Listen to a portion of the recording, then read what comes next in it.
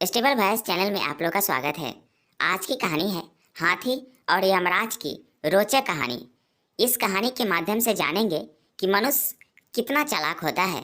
आइए इस कहानी को शुरू करते हैं। दोस्तों, एक समय की बात है, एक हाथी की मृत्यु हो गई। मृत्यु के बाद हाथी की आत्मा यमलोक पहुंची।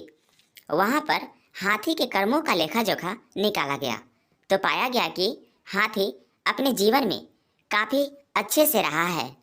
तब यमराज ने हाथी से कहा, हाथी, तुमने तो अपने जीवन में कोई बुरे काम नहीं किए, तुम्हारे कर्म भी काफी अच्छे रहे हैं, इसलिए मैं तुमसे तुम्हारी इच्छा पूछ रहा हूँ।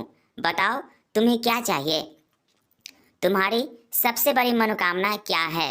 हाथी बोला, यमराज जी, अगर वाकई में आप मेरे कर्मों से प्रसन्न हैं और अगर मेरा दूसरा जन्म होना है तो मुझे किसी भी जीव में जन्म दे दीजिए, लेकिन मेरे ऊपर किसी मनुष्य का अधिकार ना हो।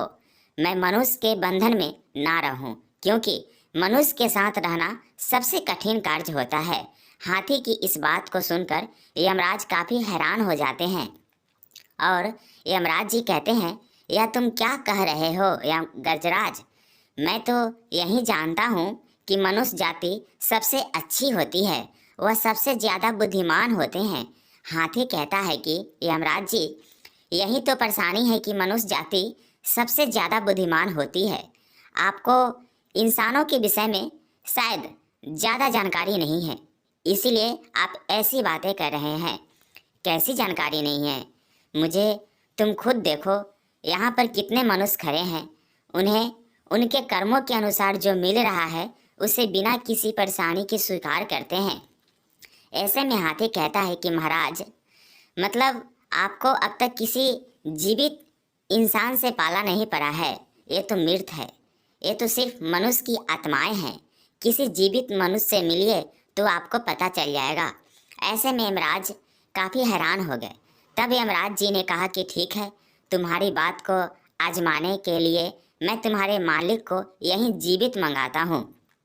अगर तुम्हारी बात सच निकली तो तुम जो कहोगे मैं वैसा ही करूँगा, लेकिन अगर तुम्हारी बात गलत साबित हुई तो तुम्हें वापस उसी मालिक के पास जाकर रहना होगा जहाँ तुम पहले थे। हाथी ने यमराज की शर्त मंजूर कर ली और यमराज को भी हाथी की बातें काफ़ी दिलचस्प लगी और वह किसी जीवित मनुष्य से मिलकर उसके बारे में जानने को उत्सुक हो गए।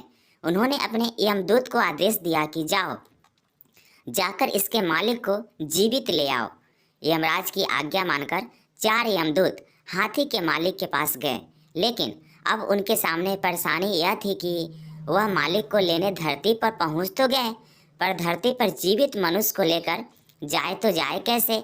इसीलिए वह लोग उसके सोने का इंतजार करने लगे। जब हाथी का मालिक पलंग पर सो गया तो यमदूत ने पलंग सहित उसे उठा लिया और वहीं हम लोग की तरफ उड़ चले। थोड़ी देर के बाद जब गजलाल की नींद खुली, गजलाल उस मालिक का नाम था गजलाल की नींद खुली तो उसने खुद को आसमान में उड़ते हुए पाया। नीचे देखा तो धरती नजर भी नहीं आ रही थी।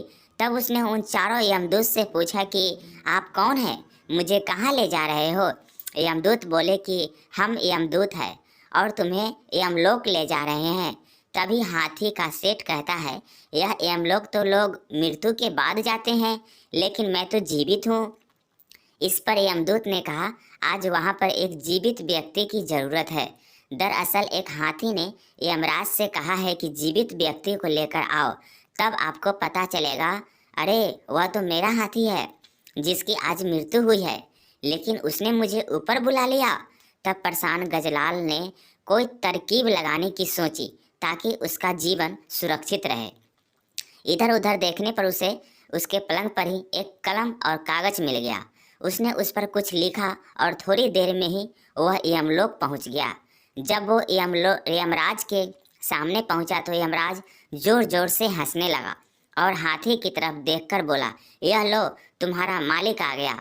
अब यह छोटा सा इंसान यह भला क्या कर लेगा? हाथी बोला, थोड़ा सब्र कीजिए महाराज, आपको सब पता चल जाएगा। इधर आओ।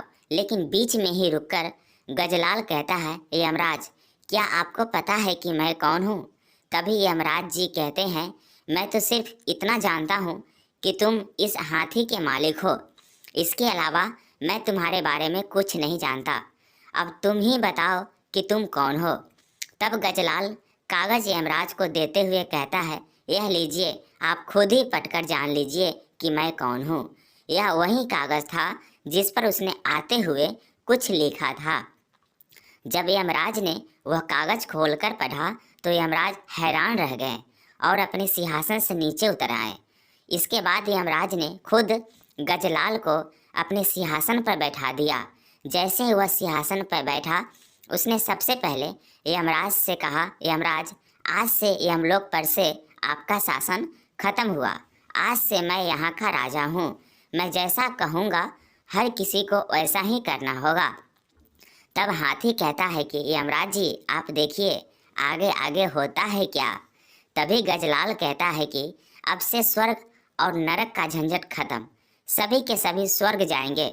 अब देखते देखते नरक में रहने वाले लोग स्वर्ग में आ गए। अब नरक का द्वार बंद कर दिया गया। जिस किसी की भी मृत्यु होती तो सीधा स्वर्ग जाता। इधर गजलाल मन ही मन में यह भी सोच रहा था कि जिस दिन मेरी सच्चाई यमराज के सामने आ जाएगी तो मुझे तो मार दिया जाएगा। ऐसा सोचकर उसने दान पुण्य करना शुरू कर दिया और चित्रगुप्त से कहा कि यहाँ जितने भी प्राणी हैं उनका हिसाब किताब करके मुझे बताओ कि किसने कितने कर्म और किसने कितने कुकर्म किए। तब चित्रगुप्त ने सबके बारे में बता दिया कि किससे कौन सी सज़ा मिलनी है। तब गजलाल ने चित्रगुप्त से कहा, इन सब की सज़ा माफ़ कर दो, किसी को कोई सज़ा नहीं होनी चाहिए। तब गजलाल हाथी की ओर देखकर बोला, क्यों गजराज, कैसे हो? तुम्हारी मृत्यु हुई तो मुझे भी अपने पीछे बुला लिया। हाथी गजलाल के नज़दीक जाकर बोला कि मालिक, नीचे तो आप मेरे मालिक हैं, लेकिन एक बात बताइए कि आप यमलोक के मालिक कैसे बन गए? गजलाल ने कहा, यह राज की बात है तो मैं कैसे बता दूं? मालिक मुझे भी इंसान बना देना, नीचे जाकर आपका नौकर बनकर रहूँगा, लेकिन यह राज मुझे बता दो। तब गजलाल ने उसे बताया कि जब यमदूत मुझे लेकर आ रहे थे तो मैं काफ़ी डर गया था। संजोग से मेरे पास एक कागज़ था। मैंने उस पर लिख दिया कि यमराज, धरती से जो मनुष्य आपके पास जा रहा है उसे अपना सिंहासन दे देना। और उसके नीचे मैंने भगवान विष्णु के हस्ताक्षर कर दिए। अब तो इंसानों की बुद्धिमानी से और भी ज़्यादा हैरान हो गया। फिर उसने गजलाल से कहा कि मालिक कृपया करके मुझे इंसान ही बनाना, मैं आपका नौकर बनकर रहूँगा। गजलाल बोला, ठीक है, लेकिन यह बात किसी को बताना मत। हाथी ने भी हाँ में सिर हिला दिया। धीरे धीरे करके 7-8 दिन बीत गए। स्वर्ग में लोग बढ़ते जा रहे थे, नरक लोक बंद हो चुका था। कुछ ही दिनों में पूरे देवलोक में यह बात फैल गई कि अब नरक का अस्तित्व खत्म हो चुका है। उधर भगवान श्री हर विष्णु सोच में पड़ गए कि यमलोक में ऐसा कौन आ गया है जिसने मेरे सारे नियमों को तोड़कर तोड़ने का काम किया है। आखिर कौन है वह जिसने सारी व्यवस्था को तहस नहस कर दिया है। यह सोचकर भगवान विष्णु स्वयं यमलोक में आए और उन्होंने देखा कि यमराज यमलोक के द्वार के बाहर बैठे। तब विष्णु भगवान ने उनसे पूछा, यमराज तुम बाहर बैठे हो तो यमलोक को कौन चला रहा है? भगवान, ये आप क्या कह रहे हैं? आपने ही तो मेरे स्थान पर नियुक्त किया था और आप ही इस तरह से अनजान बन रहे हैं। उसने जो मुझे कागज़ दिया था उसमें साफ साफ लिखा था कि मैं उसे यमलोक का सिंहासन दे दूँ और उस पर आपके हस्ताक्षर भी थे। अगर आपको यकीन नहीं होता तो यह देखिए। भगवान विष्णु ने कहा, मैंने इंसान को यमलोक में नियुक्त किया है, मैंने तो ऐसा कभी नहीं किया। कौन है वह फिर? भगवान विष्णु सोचा, थोड़ा सोचकर कहते हैं, यमराज कहीं तुमने किसी जीवित मनुष्य को यमलोक तो नहीं बुला लिया? आप बिल्कुल सही कह रहे हैं प्रभु, मैंने एक जीवित इंसान को ही यमलोक में मंगाया है। तभी यमराज ने शुरू से लेकर अब तक की सारी बात भगवान श्री हरि विष्णु को सुना दी बताई। ऐसे में भगवान विष्णु को हंसी आ गई और वह मुस्कुराते हुए बोले, यमराज तुम अब भी नहीं समझ पाए कि उस मनुष्य ने तुम्हें झूठा पत्र दिया। उस पर मेरे नहीं बल्कि उसके खुद के हस्ताक्षर थे जो उसने मेरे नाम से किए हैं। अगर वह तुम्हें पत्र नहीं देता तो तुम उसे बुद्धिमान नहीं समझते। तुमने उसकी होशियारी का अंदाजा कैसे लगाता? भगवान विष्णु की यह बात सुनकर यमराज ने अपने सिर पर दोनों हाथ रख लिए। वह उन्हें सारा माजरा समझ में आ चुका था। उन्होंने भगवान विष्णु से कहा, प्रभु, इस मनुष्य की रचना तो आपने काफ़ी अद्भुत की है। जैसे ही भगवान विष्णु यमराज के साथ यमलोक और गजलाल अपने सिंहासन से उठकर नीचे हो गया और भगवान विष्णु से बोला, प्रभु, मुझे तो आपका ही इंतजार था। मैं कब से यही सोच रहा था कि कब आपके दर्शन होंगे और मुझे इस कार्य से मुक्ति मिलेगी। तब भगवान ने मुस्कुराते हुए कहा, तुम बहुत चालाक हो। देखो यमराज, जीवित व्यक्ति को यमलोक बुलाने का क्या परिणाम हुआ। जब इसे लगा कि मैं इसे दंड देने वाला हूँ तो यह मुझे खुश करने में लग गया कि किसी भी इंसान को समझना किसी के लिए आसान नहीं है। यमराज ने हाथी से कहा, गजराज, तुम शर्त जीत गए हैं। मैं अब यही समझता था कि हम देवताओं से अधिक समझदार और कोई भी नहीं है, परंतु मैं गलत निकला। पर आज तुम्हारी वजह से मेरे सारे भ्रम दूर हो गए। अब चूंकि हाथी यमराज से शर्त जीत चुका था, ऐसे में उसने यमराज से कहा कि यमराज जी, आप मुझे भी मनुष्य बना दे। यमराज ने उसकी शर्त मान ली और गजलाल को वापस धरती पर भेज दिया। लेकिन यमलोक की सारी बातें उसके दिमाग से निकाल दी, यानी सारी याददाश्त उसकी यमलोक की मिटा दी। यानी कि गजलाल को यमलोक की कोई भी बात याद नहीं रही। वह फिर से आम जिंदगी जीने लगा। दोस्तों, इस कहानी से हमें यही सीख मिलती है कि इंसान को हर हाल में अपनी बुद्धि का इस्तेमाल करते रहना चाहिए। अगर वह चाहे तो किसी भी मुसीबत का सामना आसानी से कर सकता है, जिस तरह से हरीलाल ने किया था। कैसा लगा यह कहानी कमेंट करके ज़रूर बताएं। और आप भी चैनल पे नए हैं तो कृपया इसे लाइक, शेयर और सब्सक्राइब कर लीजिए। Thank you.